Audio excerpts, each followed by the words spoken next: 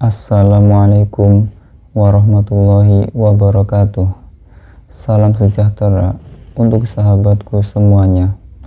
Pada kesempatan kali ini, saya ingin berbagi sebuah keilmuan yang sangat baik untuk diamalkan, yaitu ayat pemikat Nabi Musa alaihi salam.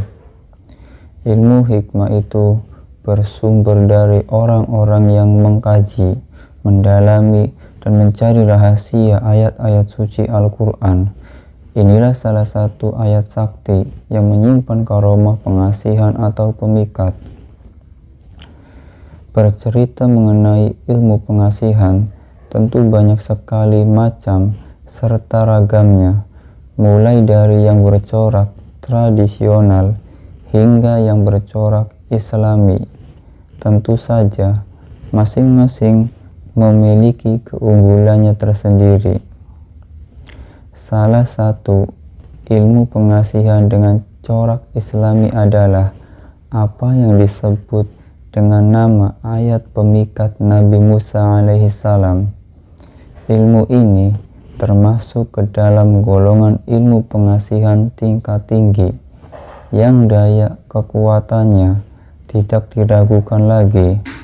Apa yang disebut sebagai ayat pemikat adalah salah satu ayat di dalam kitab suci Al-Quran yang termaktub dalam surat Toha, atau lebih tepatnya lagi di dalam surat Toha ayat ke-39 yang berbunyi, wa alqaita alaika mahabbatan minni walitus ala aini, yang artinya, dan aku telah melimpahkan kepadamu kasih sayang yang datang dariku, dan supaya kamu diasuh di bawah pengawasanku.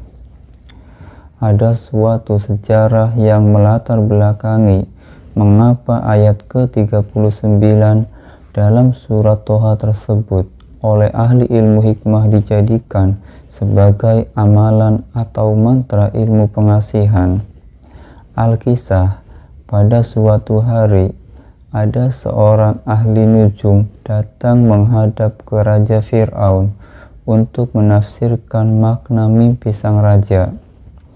Menurut perhitungan si ahli nujum, tidak lama lagi bakal lahir seorang bayi dari bangsa Israel yang kelak akan menjadi musuh dan menjatuhkan kekuasaannya.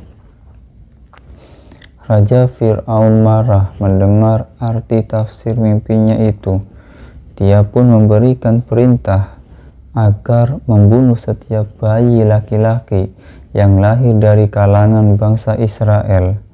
Dan berita ini dengan cepat menyebar di kalangan rakyat Mesir.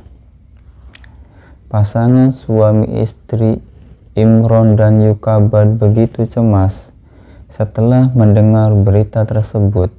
Terlebih lagi setelah Yukabad ibunda Nabi Musa mengetahui bahwa anaknya yang lahir adalah seorang laki-laki. Pasangan suami istri ini pun sangat panik. Jika tidak segera disembunyikan anaknya, tentulah anaknya akan dibunuh oleh kaki tangan Raja Fir'aun. Yukabad sangat sayang pada bayinya yang molek, sehat, serta lucu itu. Meski Imron suaminya menyarankan agar bayi itu dipasrahkan saja kepada Raja Fir'aun daripada mereka celaka, namun Yukabad tidak menghendakinya. Dia tidak rela bayinya sampai dibunuh. Tapi masalahnya, untuk menyembunyikannya terus-menerus juga tidak mungkin. Di tengah kegalauan tersebut, Allah Subhanahu wa Ta'ala memberikan ilham kepada Yukabad untuk membuat peti tahan air, lalu menghanyutkan Nabi Musa di dalam peti itu di sungai Nil. Kakak perempuan Nabi Musa diperintahkan mengikuti kemana peti itu hanyut dan oleh siapakah bayi Nabi Musa nanti ditemukan, atas kehendak Allah Subhanahu wa Ta'ala, ternyata peti itu ditemukan oleh putri kesayangan Raja Fir'aun yang kala itu sedang mandi di sungai Nil. Peti itu pun dibuka. Setelah tahu isinya adalah seorang bayi, lalu sang putri memerintahkan dayang-dayangnya untuk membawa bayi mungil lucu nan tampan itu ke hadapan ibunda ratu, yaitu istri Fir'aun yang bernama Asia. Istri Raja Fir'aun sangat senang melihat bayi itu. Dia pun ingin mengangkatnya sebagai anak. Maka diutarakanlah niat ini kepada Raja Fir'aun. Mula-mula Raja Fir'aun bersikeras menolak, namun atas bujukan istri yang sangat disayanginya itu, akhirnya dia pun terpaksa setuju. Allah Subhanahu wa Ta'ala telah memberikan Nabi Musa kepada musuhnya, dan Nabi Musa tidak dibunuh olehnya, malah dipelihara dengan penuh cinta kasih hingga dia tumbuh menjadi besar dan dewasa. Dari kisah inilah para ahli ilmu hikmah meneliti dan akhirnya menemukan rahasia atau kuncinya. Ternyata sebelum Nabi Musa hidup dan tumbuh kembang di istana Raja Fir'aun, Allah Subhanahu wa Ta'ala telah melimpahkan terlebih dahulu kepada Nabi Musa kasih sayang. Kekuatan ayat itulah yang membuat Nabi Musa begitu dikasihi oleh Raja Fir'aun. Begitu melihat Nabi Musa, langsung muncul perasaan welas asih, sekalipun dia adalah musuhnya. Nah, inilah yang kemudian oleh orang sekarang disebut sebagai ilmu pengasihan. Agar sahabat tidak penasaran, saya akan beberkan urutan tata cara ritualnya. Berikut tata cara lengkapnya. Sahabat jalankan puasa 3 hari pada tanggal 13, 14, dan 15 menurut kalender Hijriah. Niat puasanya yaitu nawaitu sauma godin liqodoi hajati sunatan lillahi ta'ala. Selama puasa, amalannya dibaca sebanyak 41 kali sesudah sholat 5 waktu. Jika puasanya selesai, cukup dibaca 11 kali saja setiap habis sholat 5 waktu. Selama berpuasa, malamnya dirikan sholat hajat 2 rakaat setelah salam, lalu baca ayat di atas sebanyak 100 kali. Boleh dilebihkan, tapi tidak boleh dikurangi. Setelah menjalankan ritual tersebut, insya Allah daya karomah ayat sakti tersebut sudah menyatu dengan diri Anda. Ayat pemikat ini tidak hanya berfungsi sebagai pengasihan untuk memikat lawan jenis, karomahnya juga ampuh untuk melancarkan perdagangan, menagih hutang untuk bisnis, juga agar disayang suami atau istri, termasuk dipercaya dan disayangi oleh atasan atau bos. Power goib ilmu ini juga bisa ditingkatkan sampai ke level yang lebih tinggi lagi. Caranya harus tekun menjalankan sholat 5 waktu dan tidak boleh ada yang tertinggal, kecuali bagi wanita yang sedang mendapatkan halangan. Di samping itu, siapapun yang berniat mengamalkannya harus menjauhi apa yang dilarang oleh Allah Subhanahu wa Ta'ala. Kalau kita tulus menghadapi semua ujian tersebut, maka sudah pasti akan naik tingkatannya. Nah, salah satu ujian yang paling nyata biasanya adalah Anda yang pria akan dihadapkan dengan wanita yang cantik dan Dia memberikan banyak peluang kepada Anda.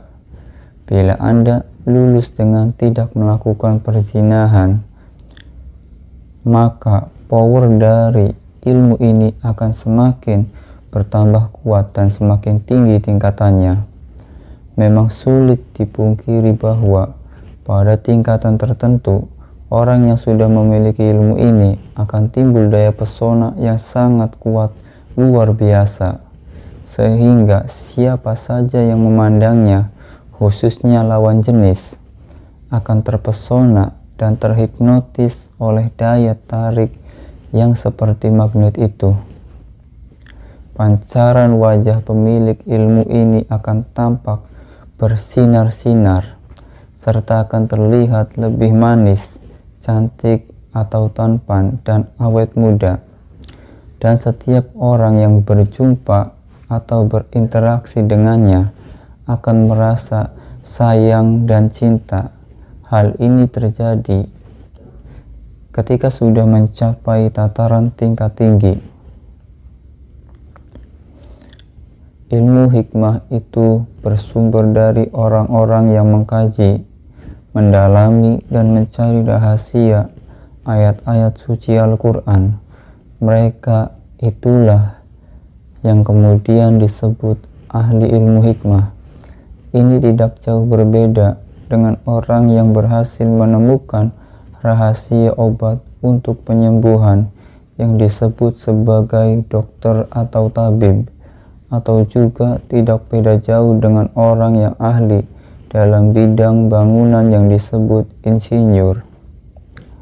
Akan tetapi pada hakikatnya Allah lah yang mengilhami mereka sehingga mendapatkan penemuan-penemuan tersebut, sama seperti halnya ketika Allah mengilhami laba-laba ketika membuat sarang, padahal laba-laba tidak sekolah, tetapi hewan ini mampu membuat sarang yang indah dan fantastis. Keuntungan kita sebagai umat Nabi Muhammad SAW adalah salah satunya kita semua bisa memanfaatkan mukjizat beliau, yaitu kitab suci Al-Quran. Al-Quran memberikan solusi untuk keperluan apa saja, misalnya untuk keduniawian seperti kekebalan, kekayaan, pengasihan, dan lain-lain. Namun, harus diingat dan diperhatikan semua amalan di dalam Al-Quran tersebut seperti obat harus sesuai dengan resep dokter. Artinya, untuk mengamalkan suatu ayat tertentu, terlebih dahulu kita harus mengkonsultasikannya kepada ahlinya yang membidangi masalah ini. Maka dari itu dikenal dengan istilah ijazah. Ahli ilmu hikmah adalah sang pemberi resep. Orang-orang yang berlabel sebagai ahli ilmu hikmah ini yakin dan mengerti kunci rahasia ayat-ayat suci Al-Quran yang memiliki power. Hal ini didasarkan pada rujukan firman Allah Subhanahu wa Ta'ala yang berbunyi, "Dan kami turunkan dari Al-Quran suatu yang menjadi penawar dan rahmat bagi orang-orang yang beriman." Al-Quran Surat Al-Isra ayat 82. Penawar yang dimaksud bersifat umum, bisa juga penawar kemiskinan, penawar senjata tajam atau kekebalan, penawar racun, penawar santet, penawar pelet, penawar teluh, penawar guna-guna, penawar ilmu hitam. Dan dengan merujuk pada ayat tersebutlah para ahli ilmu hikmah lalu melakukan kajian-kajian untuk menemukan manfaat khusus dari ayat-ayat suci Al-Quran. Mereka mencari dan menyimpulkan mana ayat yang cocok buat kekebalan, pengasihan, dan kerezekian. Kadang mereka, ahli ilmu hikmah, juga mengambil sumber dari hadis-hadis Nabi, dan ada juga penemuan yang melalui ilham atau mimpi. Para ahli ilmu hikmah tersebut lalu membuat banyak buku untuk menyimpan penemuannya itu. Buku tersebut kemudian dikenal dengan sebutan kitab kuning. Misalnya saja kitab Syamsul Ma'arif, kitab Mujarobat, kitab Khazinatul Asrar, kitab Tajul Muluk, dan kitab-kitab ilmu hikmah lainnya. Bagi sahabat yang ingin mengamalkan amalan ini, silahkan sahabat ucapkan terlebih dahulu qabiltu di dalam hati. Silahkan sahabat amalkan amalan ini. Semoga ilmu ini bermanfaat bagi sahabat semuanya.